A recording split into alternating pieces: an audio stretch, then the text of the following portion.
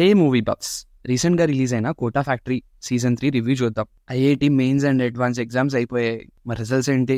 పాసా ఫెయిలా? TVF వాళ్ళు చేసిన preparation bro. Of course ఈ సిరీస్ పాస్ అయిపోయింది, అది కూడా డిస్టింక్షన్లో.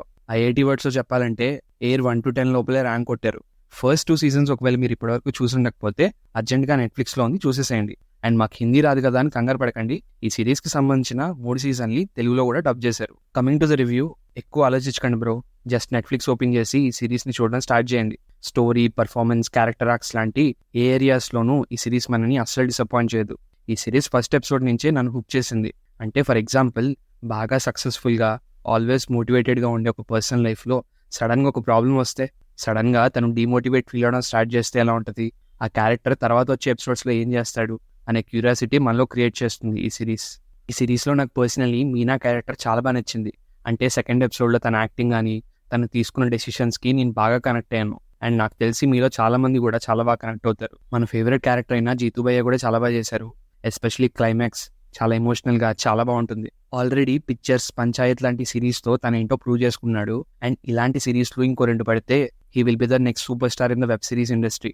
మిగిలిన వాళ్ళందరూ కూడా బాగానే చేశారు. అండ్ ఈ సిరీస్లో ఒక కొత్త క్యారెక్టర్ ఇంట్రొడ్యూస్ అవుతుంది అండ్ షీ డిడ్ గుడ్. మీరు ఆల్రెడీ ఏదైనా కాంపిటేటివ్ ఎగ్జామ్స్ రాసుంటే కనుక ఈ సిరీస్ మీకు బాగా కనెక్ట్ అవుతుంది.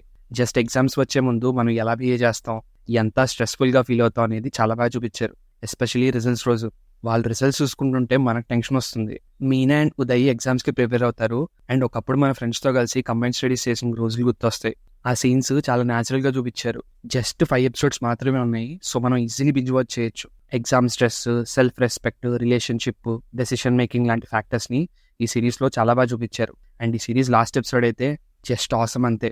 ఈ టీవీఎఫ్ వాళ్ళ దగ్గర పేరున్న యాక్టర్స్ వారు పెద్దగా బడ్జెట్స్ లేకపోయి ఉండొచ్చు, బట్ వాళ్ళ స్టోరీ మాత్రం చాలా సాలిడ్గా ఉంటుంది. ఇంకా ఈ సిరీస్లో నెగిటివ్స్ అంటే ఉదయ్ అనే క్యారెక్టర్తో ఒక మోనోలాగ్ ఉంటుంది, అది చాలా బాగా చెప్పాడు. బట్ నాకు ఎందుకో సీజన్ 1లో ఉండే మోనోలాగ్ అంత రేంజ్లో లేదనిపించింది. అండ్ ఇదే టీవీఎఫ్ వాళ్ళ ఆస్పిరెంట్ సిరీస్లో ధాగా అనే సాంగ్ అంటే నాకు చాలా ఇష్టం. బట్ అలాంటి ఫీల్ ఇచ్చే సాంగ్స్ ఈ సిరీస్లో ఉంటే బాగుండేది అనిపించింది.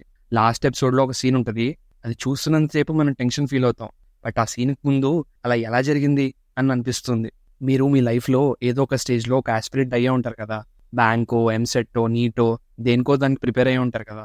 ఆ హ్యాపీ అండ్ స్ట్రెస్ఫుల్ మూమెంట్స్ని రిలీజ్ చేద్దాం అనుకుంటే మాత్రం ఈ సిరీస్ని తప్పకుండా చూడండి. Finally movie buffs review for Kota factory season 3 is 4 stars and highly recommended. ఇలాంటి మూవీ రివ్యూస్ కోసం please subscribe to movie buffs.